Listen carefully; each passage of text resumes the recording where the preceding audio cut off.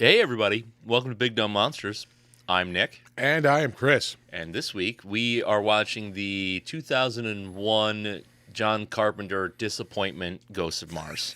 Yeah. Notice the lack of the word classic in there. Yeah. It's not good. Not good. Not good. Not good. We don't like it. We like things about it, but we don't like the movie as a whole. And we'll tell you why. We'll tell you exactly why. I'll tell you why. I'll fucking tell you why. So, yeah, we're going to get into that. We talk about some other shit. Nothing overly important, but, you know, typical train wreck conversation. So, yeah, Big Dumb Monsters talking about Ghosts of Mars. Enjoy the show.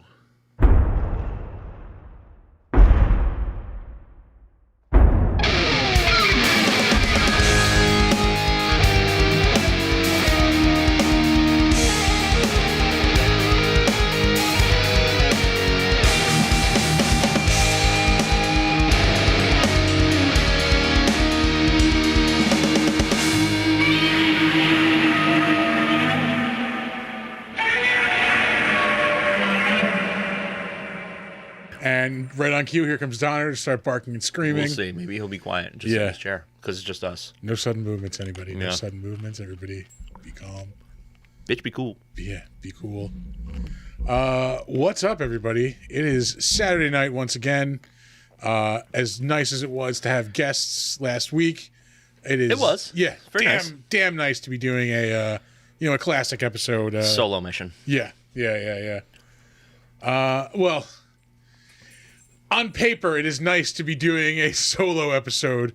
Yeah, because I did not enjoy this movie. This movie sucks. Yeah, this movie is bad. Yeah, it's not good.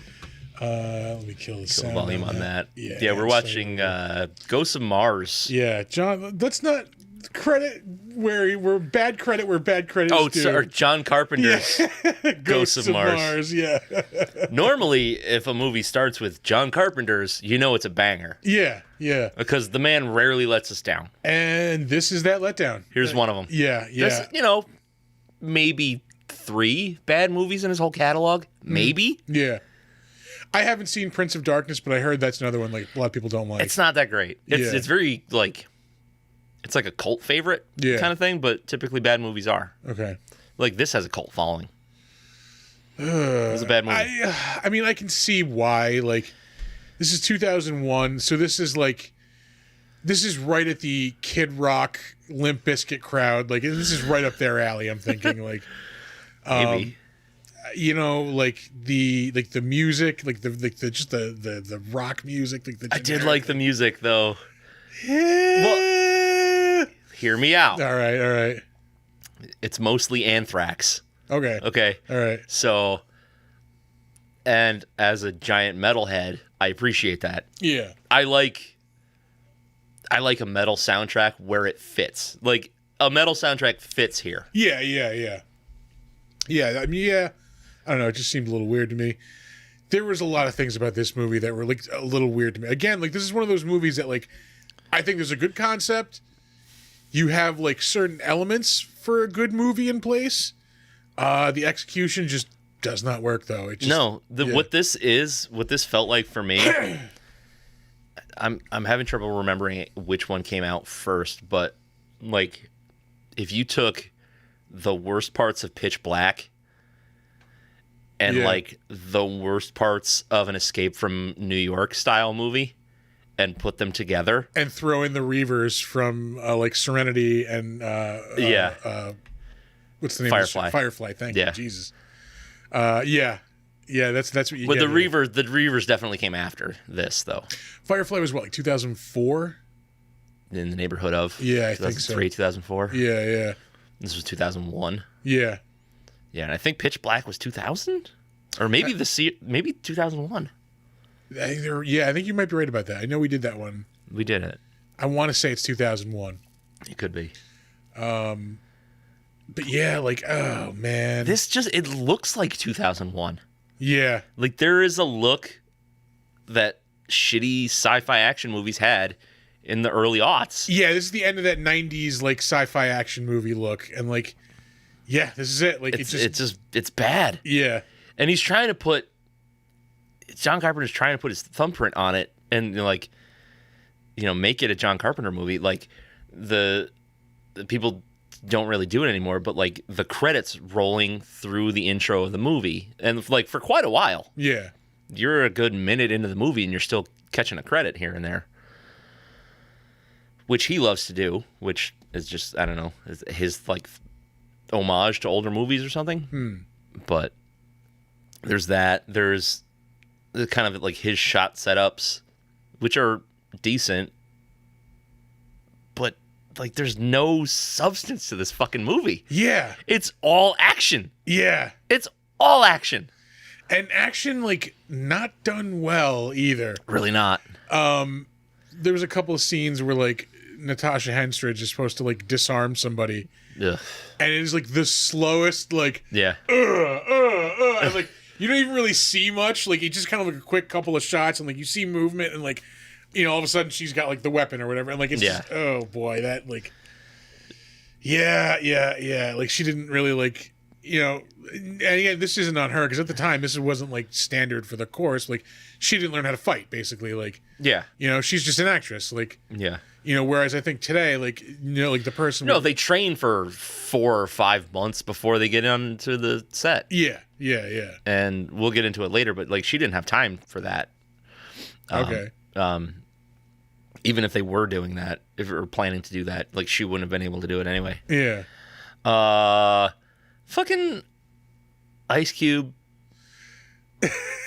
That's your star power. Yeah, like, and like, I'm not even gonna say he's been in like a shit ton of bad movies, because he's been in some good movies. I mean, he's been in fucking Friday. His acting has gotten good. Yeah. In 2001, his acting was not good yet. Yeah. It was okay. Anaconda level. This is 2 years after Anaconda. Yeah. Or no, 4 years after Anaconda. Yeah, that was what, 97? 97, yeah. Like, his acting is okay, but he's not like the star quality actor that he is now. Yeah. He was still more of a rapper. Yeah. And one of the like rare like instances of him being a bad guy too. Yeah. Yeah. Well, anti-hero. He's the anti. He's the Snake Plissken. Yeah. Like 100%. He's Snake Plissken. Yeah. Now that you mention that, I'm like thinking, yeah, you're right about that. Yeah. Which is fine. I do kind of want another Escape From movie, but I don't. Yeah, be careful what you wish for. Yeah, I don't. In my mind, I want it. In my heart knows it would be a bad idea. Because it would go one of two ways. They would dig out the old fucking eye patch and throw it on Kurt. Yeah. And he'd be Old Man Snake. Or they'd reboot it and do like some like, I don't know, prequel shit, which would be ass. It would be ass. Just straight up redoing it, if I'm not mistaken. Wait, excuse me? I think so. I am like 95% positive. They're redoing Escape from New York? To the internet. Oh, no. No! Christopher! I am almost positive like something like that is in the works. Ugh. I want to say they were redoing Big Trouble in Little China. Maybe that's what I'm thinking of. I'm pretty sure that's happening, which Maybe I don't. Both I happening. really fucking don't want either one of those. Yeah, I think Big Trouble in Little China is happening with like The Rock, I think, isn't it? Fuck that. Yeah. Ugh, I'm tired of The Rock. He's charming. I get it. He doesn't need to be in every fucking movie. Let's see. Sorry, it is not a remake. It is I guess, like a soft reboot. Makes me, to be a sequel and not a reboot. That makes me soft. This was as of December. Don't like it. John Carpenter not involved with the upcoming Escape from New York. Good. Yeah. And not like good, I hate John Carpenter. Good, he's staying away from it. Yeah, he's staying away from it. Like he's got to be almost fucking dead anyway.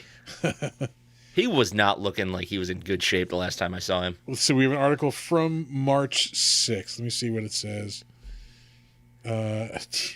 Filmmakers tease their vision for the requel movie. Fuck that word altogether. Yeah. That does not sound good. I don't even know what that means. It is a reboot sequel, like, kind of like how like the new Scream movies are like. They're not remakes. They're not like. It's not necessarily a boot. It's just like a continuation of the the old story with like a new set of people. I don't like that. Yeah, that sounds bad. It's still up in the air at this time, but it sounds like hopefully it fucking crash lands real soon. Yeah, it's to reboot the franchise rather than remake it from the ground up. Yeah. So it's not a definite, but it's in the works, folks. You know who unfortunately really was not good in this movie? Fucking Pam Grier. Yeah, no. I mean, she wasn't really in much of the movie either. Like, and she was bad at what she was in. I don't know what was happening. I think this is like just either pre. I think it's just pre. No. I'm sorry. This is post Jackie Brown. Oh, fuck yeah. Yeah. Jackie Brown was 99. Yeah, I was going to say 98, 99. Yeah. Yeah, I think 98, 99. I'm sorry. Because I think I saw it New Year's Eve, 1998, going into 1999. Yeah, because Pulp Fiction was 95? That sounds about right. I think so. Yeah. So give him another 2.5 years. Yeah. Then yeah. That sounds about right. I think so. Oh, on this week's episode of Old Men Think About the Timeline of Things. Yeah, the CGI in this movie is not good. No. Like the CGI limbs flying off and heads is just it's bad. Yeah. It's real bad. Creature designs were good though. Yeah, I did dig that. Like they looked cool, and then they completely undercut the coolness when when the main dude speaks. Because the language that he speaks, you can tell it's like kind of human, but he sounds like a Muppet. Is the only way I can describe it. It's like a ma. Yeah. Like it's just fucking like. I think that had to do with like the teeth that he had in. Like he couldn't do anything else other than A sounds. Like it's kind of like a Muppet Charlie Brown teacher kind of thing. Like. Yeah. Yeah. It's. Well. Part of the reason they looked awesome is because fantasy artist Gerald Brom helped do the concept art. Yeah. They did look cool, especially the main dude. He looked really cool. Yeah, I think what the hell do they call him? Like the Big Daddy Ghost or some Big Daddy Mars. Yeah, Big Daddy Mars. Yeah. Yeah. Creepy. Creepy. Big dude, gothy, dressed in leather, called Big Daddy. Yeah. Oh boy. Ooh boy, yeah. There's a little. If this movie is kinky, if nothing else, it's kinky.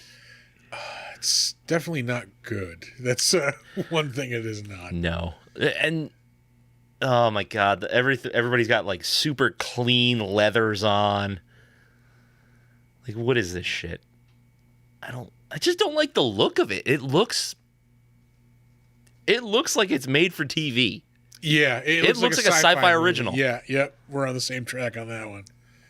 100% this looks like a sci-fi. Like, you can tell this is like a small like lot built in the back of like the studio somewhere. Like, actually, no. Really? This is we'll get into it in trivia, but this is all like exterior shit. All filmed at night. I mean, not a soundstage. Like, this is like, I thought it was like on a studio lot somewhere. Like, oh no, it's a gypsum mine. Okay. All right. Things you find out. Thanks, IMDb. Yeah, I'm now laden with that knowledge. Yeah, I've been burdened. You've got fucking Jason Statham's here and his receding hairline. Yeah, this is a couple years before he decided to shave it. Yeah, just shave it all off. Yeah. He's got the power alleys going right now. Yeah, that's why I shave my head. I don't even have that much anymore. Like, he's about to have like that small island of hair in the middle of his head. Right in the front, babe. Yep. You look like a clown. Like, just shave it, dude. Yeah. Yeah, do yourself a favor. Shave it. Oh. Now, sets look cool. Yeah, I was going to say, I like the sets. The creature designs look cool. I mean, like, what little story there is cool. Yeah, like it's a good, bare, like you get good bones of a story. Again, just the execution of it is just, It's piss poor. yeah. It really is. And like the whole, like, I feel like this movie really could have been wrapped up in about 15 minutes if anybody was just thinking logically. Yeah. Like if we shoot these people, like these, the ghosts, quote unquote, this red mist is going to come out of them. And going to other people. Yeah, just shoot them in the fucking legs. Yeah. Let's just cripple these people, and then like we'll just round them all up, and like ship, stuff them in a shipping container or something. Yeah. Yeah. Or Problem solved. they start to realize what's going on and they just leave. Yeah, that too. Valid, valid option. Yeah. I gotta tell you, was it Desolation Williams? Yeah. That's a cool fucking name. That's cool. That's fucking cool. I dig it. Oh man, I'm seriously struggling to like try to pick out good things to talk about. I mean, some of the action is decent. Like it's okay.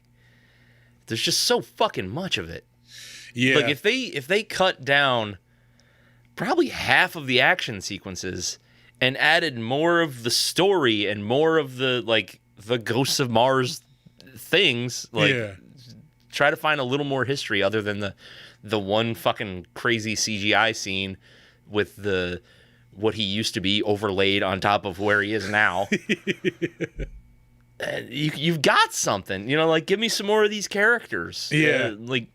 Yeah, I like that one cool like flashback scene that she was having, like when she was on the pills or whatever after she was infected. Yeah. And like she could see like the fucking original like Martian. Yeah. Like, yeah, that was fucking cool. Yeah, give me more of that. Yeah, yeah.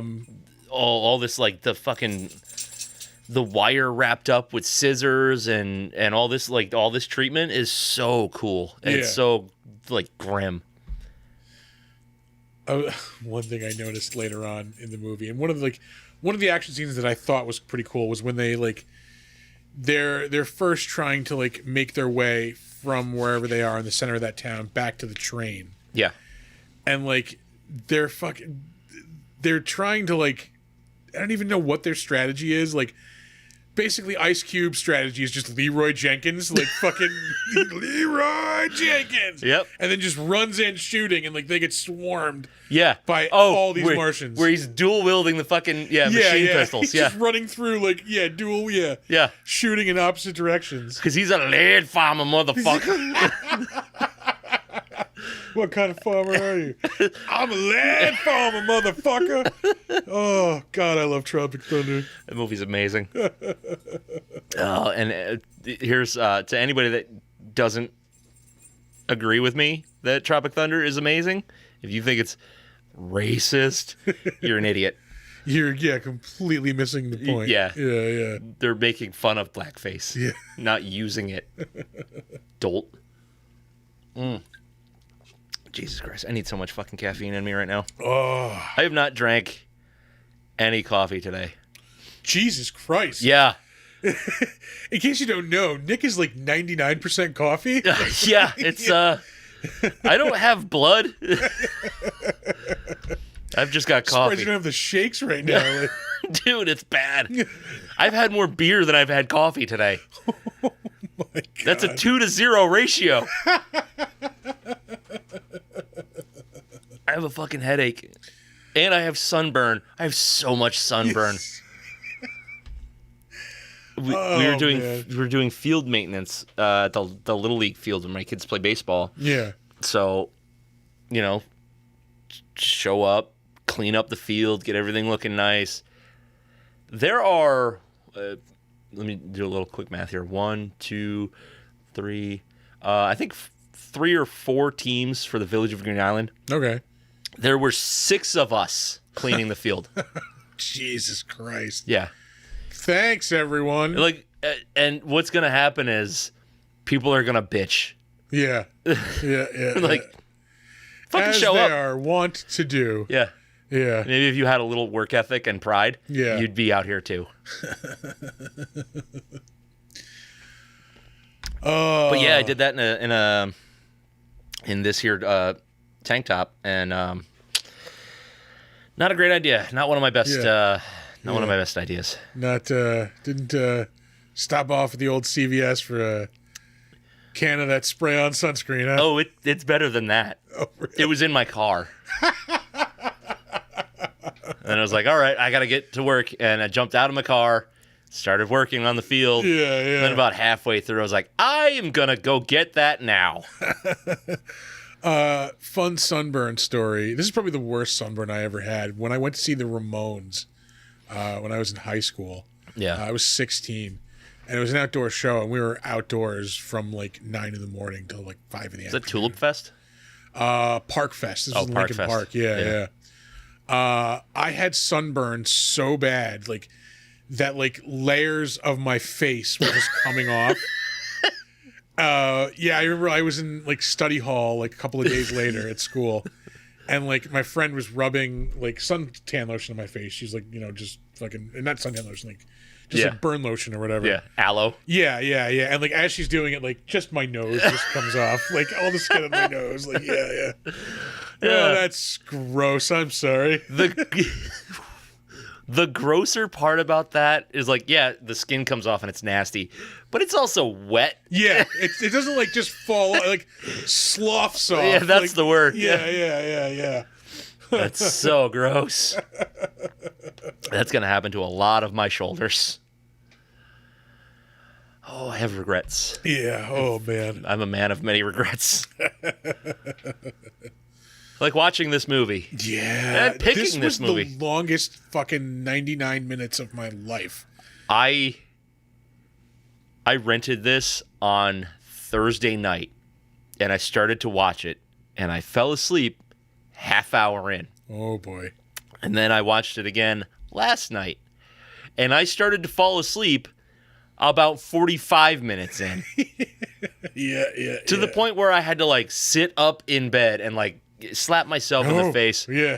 Okay, I gotta watch this fucking thing. So I rewound it, and then I'm watching it, and then there was like 15 minutes left of the movie. I fell asleep again, and then I had to go back and fucking rewatch it. Like it's a fucking chore. Yeah, it was not an easy watch. It just, I don't know what it is about this movie. There's just so many things like misfiring under the surface that like. Yeah. Oh man, it was a tough watch. It's not good. It's not fun. Yeah, it is not fun. I think that's what it is. I was having this conversation the other day. Like that's really, I don't know. Like recently, like I don't know. That's all I want out of a movie. I don't care how good of a movie it is. Yeah. I just want it to be fun. Yeah. Like just fun and enjoyable. Yep. You know. Yeah, and I mean, most of the time that's what I want, but it's mood dependent. Yeah. Obviously, there's times where you want a super heavy fucking experience or whatever, but most of the time these days, just keep me entertained. That's why I liked the Dungeons and Dragons movie. Oh, this is fun. So fun. Yeah, this is just fucking fun. So stupid. So fun. Yeah. I actually really enjoyed the Super Mario movie. Same thing. Like, just fun. This is dumb fun. Like, you know. It didn't need to be deep. Yeah. It didn't need to have meaning. Didn't ruin my childhood or anything like that. Like, it was surprisingly, like, on point. The one thing that really bugs the shit out of me, and, like, I know there are other people out there like this. Does it bug the fucking hell out of anybody else that goddamn song is Peaches when her name is goddamn Peach? Yeah. Like, it's not her name. A little bit, yeah. Yeah. Yeah. They probably just let Jack Black have that one. They're like, just write a song. Write a song, bud. Name's Peach. Her name is not Peaches. Yeah. He's not saying her name in the song. But otherwise, talking about her attributes. Yeah. Otherwise, a fun, enjoyable movie. Yeah, it really was. Like I was going into it, I was like, this is gonna be fucking stupid. This is my grown adult friend choosing this movie. Yeah, background. We went to this for an adult's birthday party. Yeah. But he's a Super Nintendo and Mario fan. Yeah. Like, it fits. It's fine. And it was a great time. It was. Yeah. It was really good. Not, He's listening to this, so yeah. yeah. Talking about you, Squeak. Yeah. It's fine. Yeah, I have more movie talk, but we'll save that for the crapshoot. Yeah, we can do that. Let's bitch about this movie more. Yeah. I don't know. You ready for ratings? Yeah, we might as well. I last time I looked at the clock, we were only like 15 minutes in. I'm like, fuck, we have to talk about this movie for at least 5 more minutes. We're almost 25. Yeah, we're at 25 now. So yeah, it's fine. we're definitely in ratings country right now. Yeah. I'll start us off. This was bad. It's not the worst thing we've ever watched. Yeah, like no. not even by far. Again, I think I gave the stuff like a 3, so that's probably like my lowest rating. I'll give this a 4 because there were like decent points, decent things to pick out. Yeah. But overall, this is a fucking piece of shit. Like, it's just not good. I think I'm right there with you. 4 sounds good. I'm comfortable at a 4. Yeah. I don't. Oh, it definitely doesn't deserve anything higher than that. I don't. Yeah. And here's the thing. Like, I watched this a long fucking time ago. Like, it was pretty new when I saw it. Yeah. Have not seen it since. Yeah, I've never seen this. And I always think back to it. I'm like, oh, yeah, there was that sci-fi John Carpenter movie about Mars, and Ice Cube was in it, which is weird, but he was popular at the time. But I've never watched it again. I'm like, I should check that out. I should check that out. Never did. I'm glad I didn't. Because I would have... Not worth the time. I would have wasted my time. Yeah. Which is a shame, because I love John Carpenter. And almost everything he does. Ooh, moving on to the haunted house. Did you have one of those? I didn't. Oh. Hoppy dark ale. Yeah, it's good. It is very hoppy, but it's not IPA-ish. It's not to the point where you're going to be like, I'm drinking an IPA. Yeah. Allagash. Oh no, Allagash. Yeah. We've had their beer before. Yeah. They're that's stout we had, right? Where we had Robin Rowan on the show. I think he was drinking them. Yes, it was like not like North Star. Maybe it was North Star or something like that. Something or like White that. Star or something. Yeah. Yeah. Although White Star sounds kind of racist. A little bit. Yeah. It definitely sounds like a website that's on like a Department of Justice watch list or something. Like, yeah. There's some guys with blue eyes living in Argentina that founded the group. Oh, fuck. I don't like this movie. No. And like, I really, this movie was not done a service by the method at which the story is dispensed, where like The flashbacks? you're getting like a flashback that's also told in like out of order, like process almost in parts. Yeah. Because like there's the one part where you get her recollection of something, and then you get Jason Statham's fucking side of it, like later on. Like, it's just come on, like, just. I do like the idea of a story told in a flashback. But this is not that movie for that. Like, This is not it, yeah. Yeah, no, just this is like a dumb action movie. Like, no, don't go fucking high art with this shit. Like, no, just tell me the story. Yeah. Ugh. All right. Are you ready for some IMDb trivia? Let us move on to the trivia. Okay. Trivia time. All right, folks, before we get to the trivia segment of the podcast, we want to take a second to tell you about our friends over at Newsly. Newsly is an all-in-one super app for iOS and Android. It picks up the most trending articles on the web and topics that you choose at any given moment and reads them to you in a natural human voice. That's right. For the first time ever, the entire web becomes listenable all in one place. You can browse articles from topics that you choose and start playing, stop scrolling, and start listening to the web. You can follow any topic as specific as you like, from sports, tech, business, science, Bitcoin, or even the Cardassians from Star Trek. It will find you the latest articles and read them to you aloud. It gets Star Trek specific. You can get right down to it. Yep. They even have podcasts as well, believe it or not. You can explore trending podcasts from over 80 different countries. I will let you in on a little bit of a secret. You're going to find the Big Dumb Monsters podcast there as well. I actually have been using this. I've been using Newsly to actually listen to the podcast lately. Have you really? Yes, I have. Believe it or not, I have. They even have digital radio at Newsly. You can download and use Newsly for free now at www.newsly.me and use the promo code DUMBM and you will get a 1-month free premium subscription. So check them out. Head over to newsly.me and tell them, you know what? Tell them the Big Dumb Monster sent you. Yeah, do the thing. And now, back to the trivia. Okay. In a 2011 interview, John Carpenter stated he was intentionally trying to make Ghosts of Mars as over-the-top and tongue-in-cheek as possible.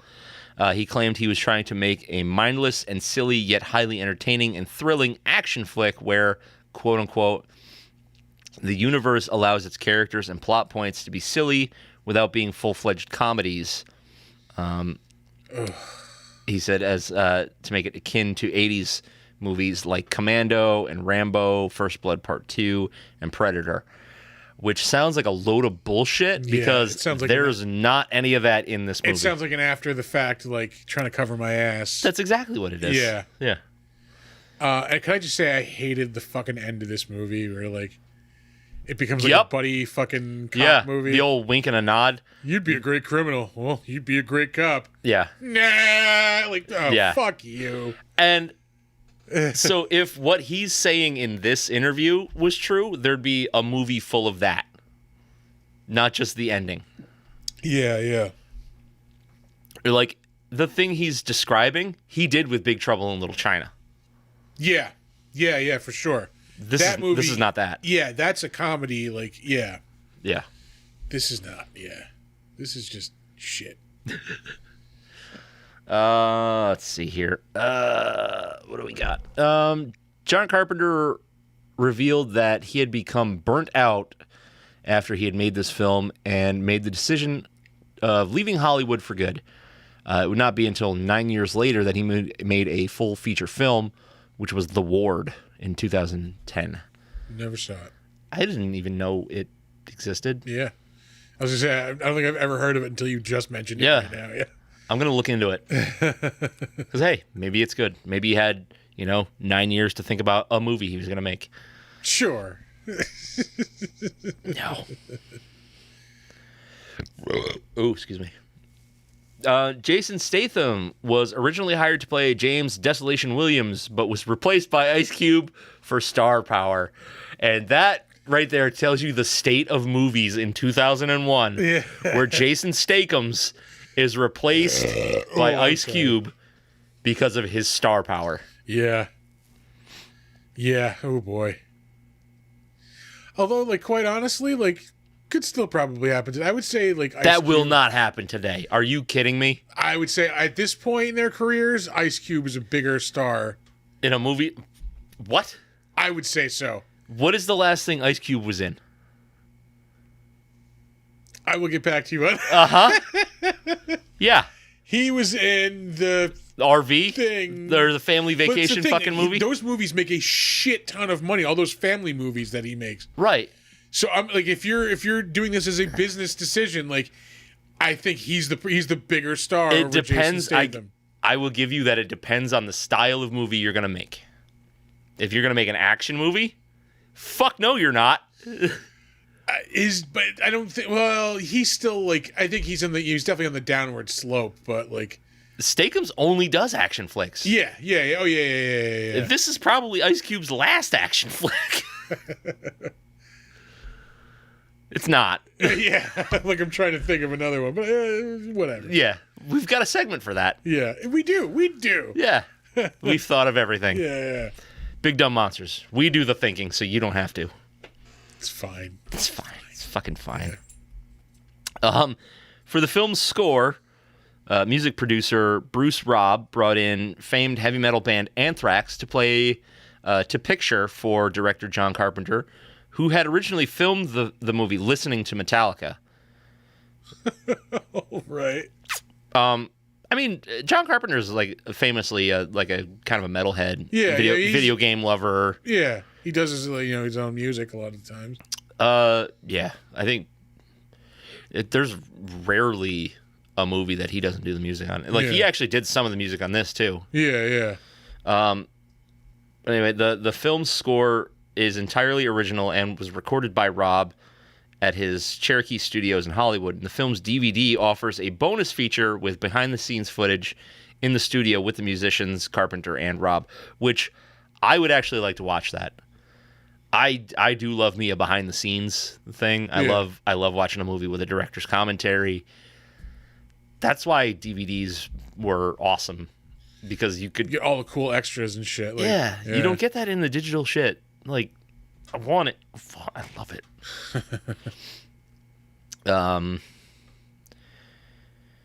In a 2006 interview, Ice Cube nominated this as his worst movie he had appeared in, calling it, quote unquote, unwatchable in many ways. John Carpenter really let us down with the special effects on that one. It looked like something out of a film from 1979. I wouldn't even give it like...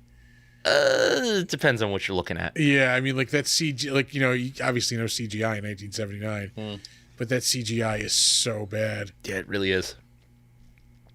I mean, the practical effects look cool. Yeah, they're fine, but they're not Greg Nicotero's finest work. Yeah, like not at all. So I don't know if they had like a really limited budget or something. Yeah, maybe. I don't know. That's such a fucking bummer. I get more bummed out the more I look at this fucking movie. Yeah. I can turn that back up now that the music's not blasting. Oh, yeah. That's true. Let's see. What else we got here? Just a couple more facts. John Carpenter said that Natasha Henstridge's... I'll try this again. John Carpenter said that Natasha Henstridge downplayed some of the flashback framing sequences, and she replied that he should have directed her better. He responded, "There was a basketball game on television that I wanted to get out of there." Like, no wonder this movie is turds. Yeah. Because he didn't care. Yeah. He did not give a fuck. Yeah. This film contains Jason Statham's first ever on-screen kiss. All right. That is a tough name to fucking... Yeah, it's a little rough. Natasha Henstridge. Thank you. Yeah. He could have done worse. Yeah. Could have done much worse. But Jesus Christ, he's been acting since the early to mid-90s, right? This is probably one of his earlier appearances. Well, we'll get there, but this is probably one of his earlier appearances, I'm going to say. Yeah? Yeah. I don't know. I mean, Lock, Stock, and Two Smoking Barrels is like, what, 97, 98? Was it? Yeah, it might have been. Dude, what, Snatch was 2000, right? Yeah, I think Snatch is like 2000, 2001. Yeah. We'll get there. We'll get there. Okay, let's see here. John Carpenter's original script has the action play out in a more traditional linear fashion, but he thought it felt too familiar and changed it around through flashbacks. Should have just let it play out, dog. Yeah, it's an action movie, dude. Like, just, yeah, exactly. I don't know. Let it play out. Like, what do you want? What do you want from us? Like, we want an action movie. Yeah, we want stuff to blow up. We want cool fight scenes. That's what we're here for. Like, yeah. But, like, it's so weird because, like, yes, that's what we want in this style of movie. But you have to temper it with other things. Because if everything is dialed up to 10, it doesn't mean shit. Yeah. Let's see. And this is going to be our last IMDb trivia fact here. Natasha Henstridge joined the production just 1 week before filming began. No shit. Courtney Love had dropped out over a broken ankle. Wow. Yeah, as John Carpenter says, she just didn't work out. Yeah. That would have been fucking bad. Yeah. Yeah, how do you make this movie worse? Add Courtney Love. How do you make anything worse? Yeah. Add Courtney Love. Yep. Like, how did you make fucking Nirvana worse? Add Courtney Love. There you go. I'm gonna bust open this haunted house. That is it for IMDb trivia. All right, we will move on to better known as.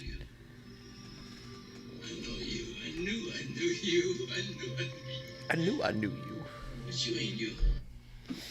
Oh man, I'm not even gonna side screen this movie. Like, Just turn it off. yeah, piece of shit. Rarely do we do that. Yeah, like it's just.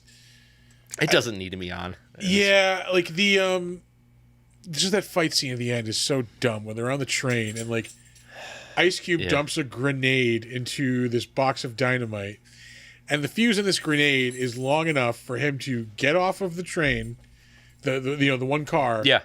get into a fight with Big Daddy Mars while Natasha Henstridge gets into a fight. Both of them to resolve those fights, and then him decouple the train, and it actually And travels. then it blows up. Yeah, and then it blows up after it travels about 50 feet away. Yeah. You know what movie had a really great train fight sequence? Not this one. Not this one. Yeah. Abraham Lincoln Vampire Hunter. Yes, yeah, that was a good train sequence. Yeah. Just realized I didn't open up John Carpenter. Ugh. Fucking legend. Yeah, we talked about him when we did the thing. I mean, but yeah, we'll obviously talk about him again because he's fucking awesome. Yeah. Oh, pardon me. He's got 2 upcoming movies. Halloween. That's got to be like a. What in the ass is that? There's more Halloween shit coming out. I don't. What the fuck is this? You got to be kidding me. There's no way. You got to be fucking. There's a reboot of Halloween coming out. I don't. There's no. That's a fan film. Okay. That's a fan remake. Whew. Okay, yeah. Jesus Christ. That scared the shit out of me. Yeah, like, woo. Fuck you, asshole. Because they did not do a great job with those last couple of Halloweens. I liked the first one. The first one in that trilogy is really good. The Second last one two- was okay. And then number 3 was just a straight It was bad. I have said it before, and I will say it again.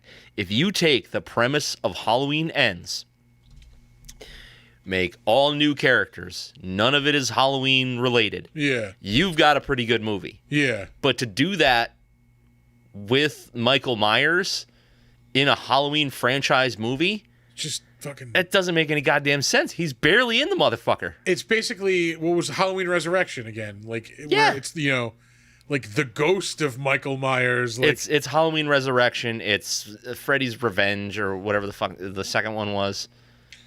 yes. Yeah. It's it's Jason. Was it Jason Goes to Hell?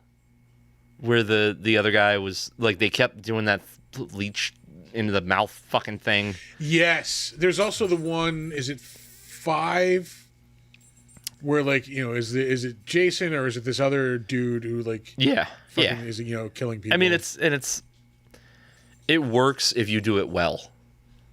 Yeah, and it was not done well. It was not done well. And then like the overkill of the sucked. fucking ending, like I threw him in a fucking wood chipper. yeah, literally threw him into a fucking wood chipper. Yeah, no, I stand by.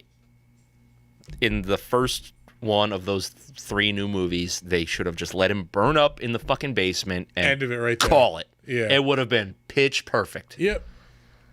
But no, everything has to be a trilogy. Yeah. I don't like it. Oh, these are his writer credits. Let's get that shit out of the way. How about director? Can we see those credits? Yeah. There we go.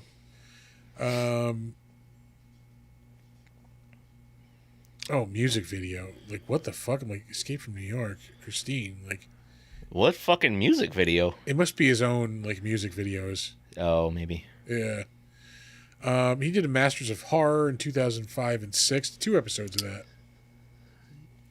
Yeah, you see The Ward in 2000. I do remember seeing the poster for this movie.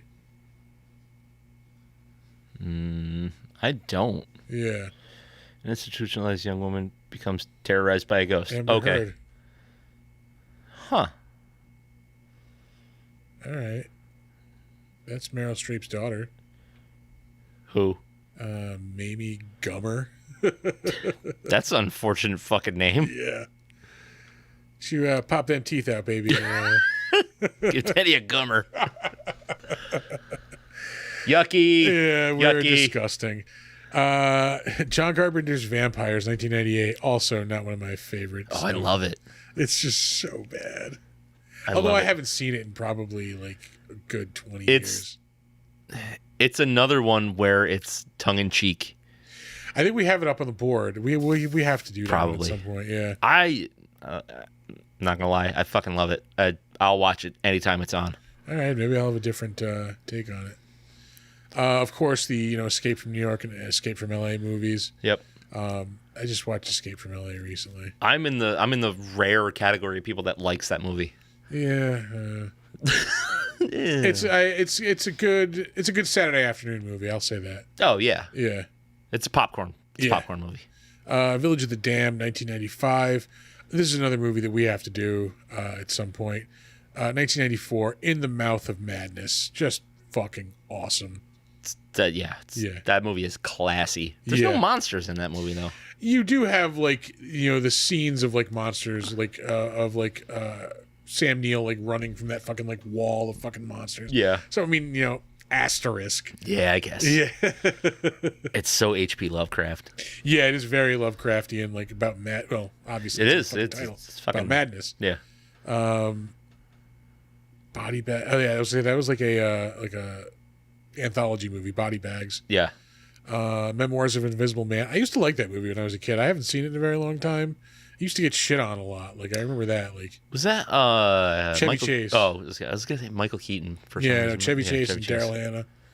1992. Then of course in 1988, excuse me, They Live, which we also did on the show. Fucking awesome movie.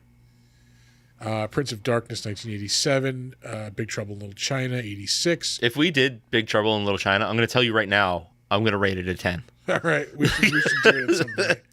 I'm down for doing that movie. Starman, 1984. Christine, 1983. So he had a really fucking awesome streak here. Yeah. Christine, The Thing, Escape from New York. The Fog, I wasn't a big fan of. It's okay. Yeah, it's okay. He did the Elvis TV movie in 79. That's the one with Kurt Russell, I believe. Yeah. Someone's Watching Me. That was 1978. Never heard of it. It's a TV movie. And of course, before that, Halloween, also 1978. 1976, Assault on Precinct 13. That's a pretty badass movie. I have not seen that nor the remake. Really? Yeah. The remake's okay. It's just your forgettable standard, I think late 90s or early 2000s action movie. Yeah. The original one has its charm. It's it's a zombie movie with Mexicans instead of zombies. Mexican gang members. Yeah. That's not even a joke. That is a accurate description of that movie. That's wild. Yeah. Cholos. I ain't fucking with no cholo, man. It's a line from that movie. The 70s were a wild time. As Rick James says, cocaine was a hell of a drug. Yeah. That's a button we need on here. Oh. That one's getting a lot of use. Yeah, with the movies we watch. Cocaine's a hell of a drug. He directed Gorgo. It's a short. It's got to be a fan-made short of his, maybe. In 69, it's gotta be. Gorgo vs. Godzilla, Gorgon, the space monster. Sorcerer from Outer Space. Yeah. Sign me the fuck up. Captain Voyeur. Sounds steamy. Moving on to, that's the main page. Natasha Henstridge, who we talked about when we talked about Species. That was a while back now. That was quite a while There's a ago. lot of people in this movie who are making their second appearance on this podcast. We have Natasha Henstridge, Ice Cube. There's somebody else too. Shit, I don't remember. Jason Statham. Oh, yeah. I think there's even one more too after that. John Carpenter. John. This is like his third. We did The Thing. We did The Thing and They Live. Yeah. So this is number 3 for him.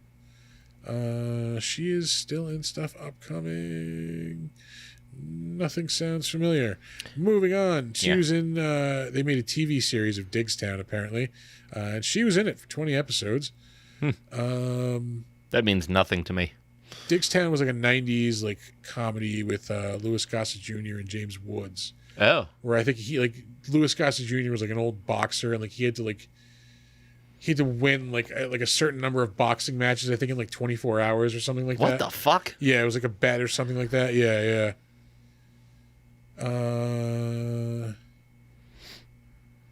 like, why doesn't this? Yeah, it's because that stupid see all fucking. God damn you, IMDb. Yeah, you're fucking our shit. Yeah, I'm still looking for stuff that's like notable. Yeah. That Beauty and the Beast TV series. Yeah, the latest reboot from like 2017. Yep. She was in the latest reboot of Hawaii Five-0. CSI Miami. Could have sworn I went through this before. I mean, this is consistent, but who cares? Yeah, consistently shit nobody gives a fuck about. Fucking harsh. Okay. She's obviously most well known for the Species movies, I'm gonna say. She was in those fucking whole 10 the whole 9 yards and the whole 10 yards movie. Yeah. The first one was, I remember being pretty funny. I remember the second one being a piece of shit. It was Matthew Perry, Bruce Willis. Yeah. He was like a hitman or something, like, or CIA agent or some shit like that. He was like a mafia hitman or something like that. Yeah. Yeah, and it was like his daughter was marrying. He Matthew moved Perry? in next door to Matthew Perry. I think he was like trying to. It was like maybe like going into the witness protection program or something. Okay. It's when like I haven't seen it since it was new. Yeah, it was when they were cranking out like mafia comedies, like because Yeah. The Sopranos hit big, so they like and Analyze This hit big also. Yeah. Let's see. Yeah, that's probably it. Like really, like yeah, she was in an episode of the '90s version of The Outer Limits, and Species was her first role. Oh, that's right. I forgot about that. Well, she was like a model or something before that, right? Possibly, yeah. Ice Cube we also talked about before, so we didn't really go in depth on too much. He's best known for being Ice Cube, musician and a fucking actor. Mm-hmm. His most notable role probably the Friday movies. Oh, shit, yeah. Yeah. That and Barbershop, I guess. Boys in the Hood too. Is he really known for that, though? That was a huge movie, man. Like that, yeah. But wasn't he just like kind of an ancillary character? No, he's one of the 3 main characters. Was he? Yeah. I haven't seen that in a million years. Yeah, no, it's fucking Doughboy, Ricky, and fucking Trey. There are 2 times when it's acceptable for a man to cry in public. Yeah. When Old Yeller gets shot and when Ricky gets shot. Yeah. Ricky was gonna make it. He had a future.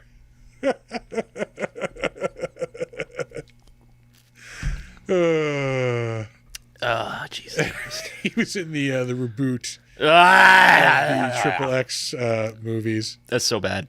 He's been in a Like, series both of those were so fucking bad. Yeah, I never saw any of them. I'm proud to say that. What does he have upcoming? He's in the new Ninja Turtles movie. Ride Along 3. What the fuck? Is that him? And there's another War of the Worlds coming out. Great. We need that. Yeah. Is it a TV series? A TV series could be cool. No, I think it's a movie. That's less cool. Yeah.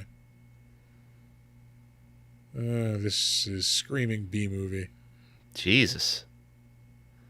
Yeah.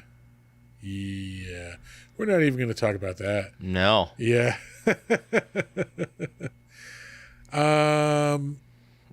Yeah, we won't go into depth on Ice Cube. We talked about him already. He's in the 21 and 22 Jump Street movies. Yeah. Barbershop movies. Yeah, he's in stuff. It's blowing my mind that he was in the Book of Life right now. I never saw that one. That was the one that was like close to Coco. In like it came out before Coco. Yeah. It was Guillermo del Toro, right? Yeah, really good, really good. Yeah, I mean, unfortunately, Coco blew it out of the fucking water. Yeah. Water. Yeah. Pam Grier, of course. Would she anything to be done? I don't think so. No. I don't think so. Her probably most famous role, I'm going to say, is out of like the 70s, like it's Foxy Brown. Yeah. Aside from those, I was going to say is Jackie Brown. Yeah. But yeah, Foxy Brown. She Coffee also. Coffee. Yep. Yep. She's also in a lot of bad stuff too. Yeah. But hey, people got to work. That's right. I forget she played Amanda Waller in Smallville, that TV series. I never watched it. Yeah, I watched it. I'm not gonna. Yeah, it wasn't great. She was in Bones, the fucking Snoop Dogg horror movie. I don't. We should. I don't understand. We should do that at some point. Oh no! Although I think it might that's like a hard to find movie. I don't think it is. Really? Yeah, I know. I have scrolled past it. Oh really? Yeah. We're gonna have to do that at some point. Fuck. Oh, that's right. She was in Mars Attacks. Yeah, Mars Attacks. That was like right before Jackie Brown. So we did talk about her Jackie before. Brown was 97, so it was 97 and going into 98 is when I saw that. I just remember I had like that night I ate like the Velveeta mixed with like salsa dip.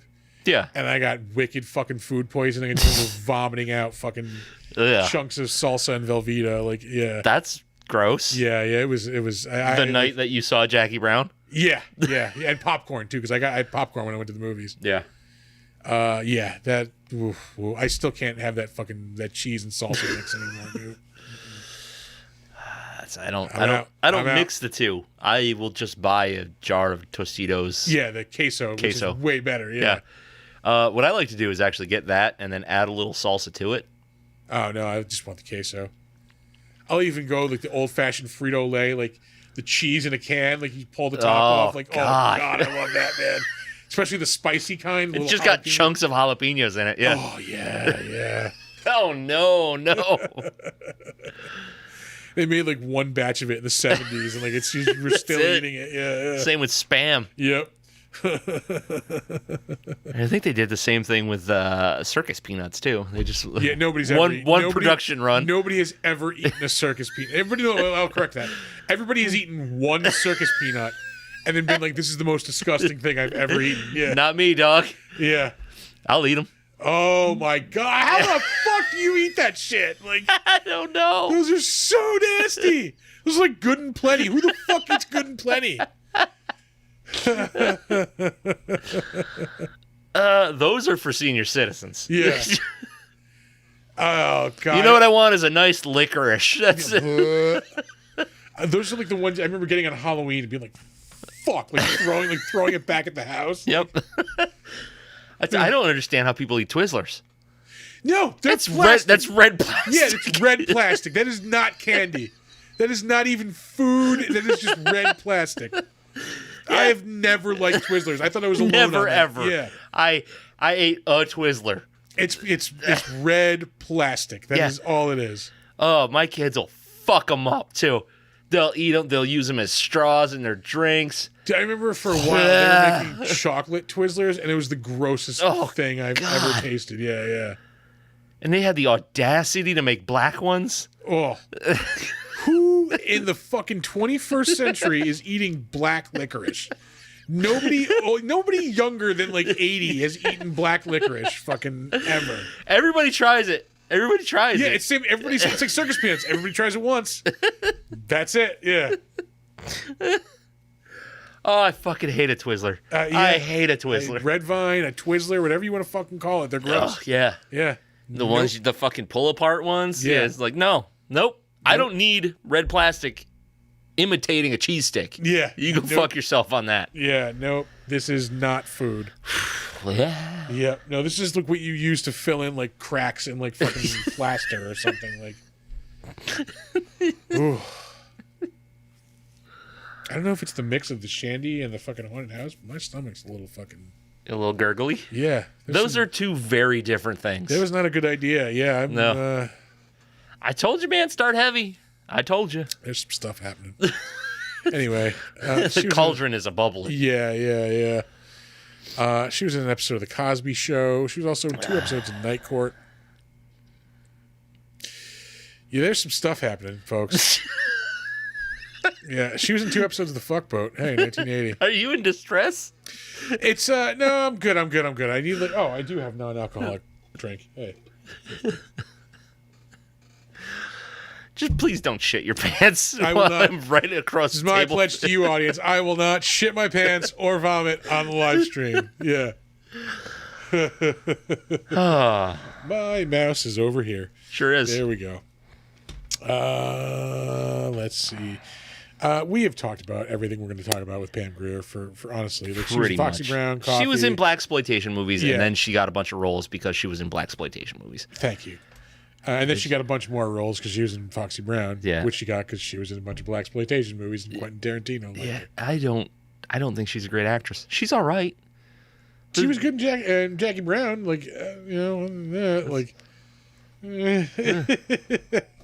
She's fine. Yeah, She's just like, fine. it's just middle of the road. Anyway, Jason Statham, who we recently talked about when we talked about the Meg. We won't really go into too much detail, but I mean, Does he have like writer or producer? He's got to have producer credits. But yeah, producer, stunts. does those cunning stunts? He's got the Meg 2 coming out, the new Fast and Furious. We have Expendables 4, Spy 2. Yeah, like I said, we won't go too deep into it. He's mostly known for his role in the Fast and Furious series. I will say, fucking Snatch, one of my all-time favorite movies. Snatch is great. Yeah, fucking amazing. No, he's been in shit since 1993, 94. Yeah. Lock, Stock, and Two Smoking Barrels was 1998. Okay. Snatch was 2000. Yeah. I don't know. It's like he does things and I'm like, that's fun. And then he keeps doing them. Yeah. And I'm like, this is less and less fun. Like the Expendables. I needed one of those. Yeah, it was cool. Like, you know what? I'm gonna say, like, I think I saw the first 2 or 3 in the theater. Yeah. Yeah. I mean, it's an event. Yeah. Yeah, I'll give you that. But As somebody who grew up on those shitty like 80s movie, like action movies. well, yeah. I think I saw the first 2 in the theater. Yeah, I definitely saw the first 2. I didn't see Maybe the third 3. I waited for the video. I still might not have even seen the third one. I know I saw the third one. Which one was the third one? Who was like the special guest star in that one? We're gonna have to go to the. Oh, he's also in the Transporter movies. I forgot to mention, and the Crank movies. Yeah. Bai Lang is in the second one, who we did a panel with last year. Yeah. Expendables. She seemed super nice. She was very nice, I will say. Not quite down to earth, but very nice. Well, no. Yeah. Yeah. Anyway, I just remember Sunday morning. I don't think you were there at that point. Maybe you were. Was she was doing handstands against the wall? Yeah. Yeah. It's like 8:30 in the morning on Sunday morning. Yeah. Which, if con inside information, usually at a convention, if it's a 2-day convention, Sunday morning's the day everybody's hungover. Yeah. Like it's quiet, it's low key because everybody hurts.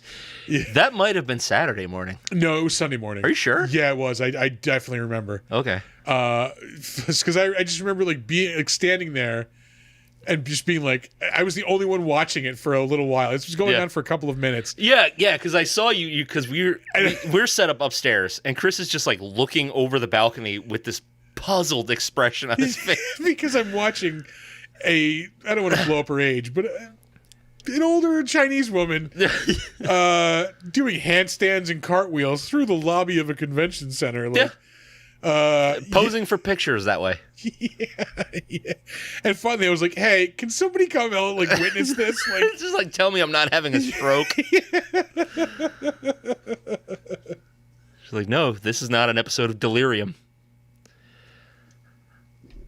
There was a couple of times in the panel where like she was just off answering a question, just out there in the stratosphere, and like I just remember like the other guy, the guy from like Breaking Bad and Better Call Saul, was sitting on the other side of her, and me and Tom were just like, and then looking at him like we're both looking behind her. We're all like, oh yeah. Yep. Anyway, we'll move on. Yeah, but from everybody that I spoke to who had like any interaction with her, she was sweet as pie. Yeah, no, super, super nice. They answered like a whole bunch of awesome questions for us. Like, had some great stories to tell. But little kooky. Yeah. Super nice though. Yep. Clea Duvall, she was one of the police-ish people. She looks so much like somebody else that I can't identify. Yeah. That like it was driving me insane. She's actually been in a ton of good movies. She was recently in Poker Face. She was in an episode of that, which again I will praise because it was a really good show. I have to check that out. It's been on my like I gotta watch this list. Yeah. She was in Veep for 26 episodes. She was like a Secret Service agent. That she was pretty funny. Mm-hmm. She was in a couple episodes of Broad City. She was in 3 episodes of Better Call Saul. Let's see. She was in the Lizzie Borden Chronicles as Emma Borden. That was 2015.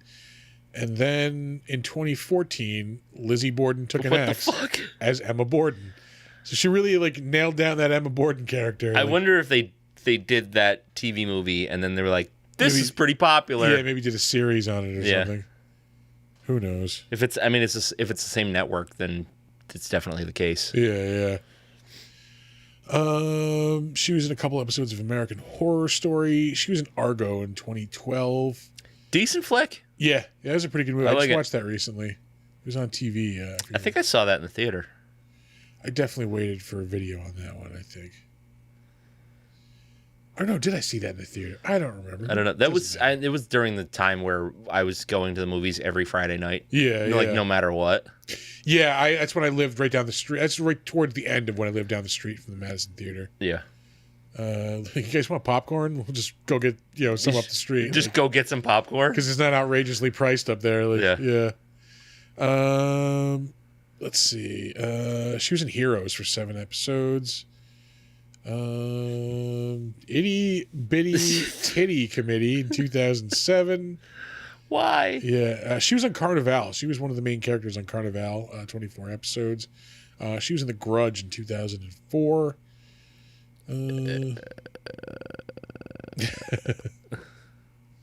My niece used to do that. She would just be standing there and just go, Riley, what the fuck are you doing? What? She was in Girl Interrupted in 1999. Pretty good movie. Yeah, that was a good movie. With Angelina Jolie and Winona Ryder. But I'm a Cheerleader. Great movie. I never saw that one. That's so fun. Do you like gay kids in distress? I was saying that was also Natasha Lyonne, right? Mm-hmm. Yeah, she's also the yes, she's the titular cheerleader. Yeah, she's the lead in Poker Face as well. Yeah, she's in Russian Doll too, right? Yeah, that was a really weird show, but I hear that. Yeah. But I'm a Cheerleader is about her, and she's a cheerleader. She's supposed to be like super popular and stuff. But then like all these signs point to the fact that she's a lesbian. All right. And then her super like religious parents send her to like a gay camp, like like a therapy camp, conversion camp. Yeah. But it's run by RuPaul. It's fucking great. Like the movie is awesome. Really, really good soundtrack too. If you're into like twee music. All right. I don't know if Go Sailor is your jam, but she was in The Faculty in 1998. I enjoyed that movie. I haven't seen it in a while. I didn't. Really? I thought it was really good. I think I just didn't like anybody that was in it. It was like a lot of like teen stars of the day. Yeah. She was also in Can't Hardly Wait, which I loved that movie. That was 1998. Yeah. Buffy the Vampire Slayer, she was in an episode of. That's really Dangerous Minds. That was 1990 TV series. Yeah. Oh, Dangerous Minds, the series. Yeah. Oh. yeah. Why was that a thing? Yeah. Moving on to Joanna Cassidy. What was her name in this? I don't remember. But she was the she was the one they found, the scientist. The one who like unlocked the mine where all the mine where all the she had kind of a weird name. Yeah. She's been in also a bunch of stuff. Let's see. Some recent things. She was in Lady Dynamite for an episode. The Odd Couple series from 2016. On Her Majesty's Secret Service, The Radio Play. I wonder if that's like downloadable as a podcast anywhere. Well, maybe. Yeah, I'd kind of like to listen to that. Let's see. Franklin and Bash, 2012. Trust me, folks, she is in some stuff. It's coming up. Yeah. Criminal Minds. You just got to get there. Yeah, The Ghost Whisperer. She's in The Grudge 2. Yeah. 6 Feet Under. She was in 21 episodes of that. All right. I don't remember her in that, but whatever. Wah. You're right. Burping away from the mic. Trying to be classy, folks. Trying to be classy. She was on 3 episodes of Star Trek Enterprise. I wanted to watch it so bad, but I just could not get into that series. I'm gonna give it another shot at some point. But... Yeah. Whitlock, that was her name in Ghosts of Mars. That's right. She was in Men in Black. The series. Oh, the animated cartoon. series. That was actually really good. All right. I was 22 when that came out, so I was a little aged out. It looks like a Peter Chung animation style. I don't know if it was like or if it was Flux, just, like, yeah. Right. But I don't know if they were just like biting his style or if he was actually involved. Huh. Well, let's take a look. It doesn't appear so anyway. And as one of the creators, he would have been listed as one of the creators. I'm going to say. Yeah, probably. Let's see. Who the fuck? Oh, Joanna Cassidy. That's right. Stuff coming up. Yeah. Was Eventually. 3 episodes of Melrose Place. She was in Chain Reaction. Ooh. The action movie with Keanu Reeves and Morgan Freeman. She was in Vampire in Brooklyn, 1995. Yuck. 1994, she was in Murder, She Wrote. It has been so long. Yes. Yeah, it has been a while since we've had some Murder, She Wrote up in this piece, but we're going to fix that tonight, folks. She was in the Tommyknockers miniseries. That was 1993. Ray Bradbury Theater, 1992.